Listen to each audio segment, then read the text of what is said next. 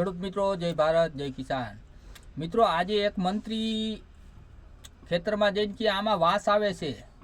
હવે આ મંત્રી આમ તો પટેલ છે, ખેડૂતના દીકરા છે, તો ખેતર જોયું નહીં હોય કોઈ દી, ખેતી બેતી કરી હોય એવું દેખાતું નથી. એસીના રૂમ સિવાય કંઈ જોયેલ નથી અને મંત્રી બની ગયા. બોલો, ખેડૂતમાં ખેતરમાં જઈને કેમ વાત કરવી એ ખબર નથી અને મંત્રી બની ગયા. બોલો કે આમાં તો વાસ આવે છે. હવે એમાં વાસ આવતી હોય તો ના ખવાય માંડવી ને ઘઉં બાજરો.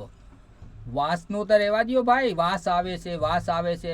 હવે એની અંદર 24 કલાક ખેડૂતના દીકરા કામ કરે છે. વાસ આવે તો પણ સરકાર આ ભાજપવાળી ભાવ નથી દેતી અને એ કે વાસ આવે છે. ખાલી 2 મિનિટમાં વાસ આવી ને તો ખેડૂતના દીકરા 24 કલાક એમાં કામ કરે છે. વિચાર કરો, એમાંથી ધાન પેદા કરે અને આ લોકો કે આમાં તો વાસ આવે છે. હવે એ વાસ આવે છે એ જ બધાય ખાય છે આખી દુનિયામાં, તો ખેડૂત એમાંથી કેમ માલ પેદા કરતા હશે? એટલે ખેડૂત મિત્રો થોડુંક ધ્યાન આપો, જાગો, જોડાઈ જાઓ. જય ભારત, જય કિસાન.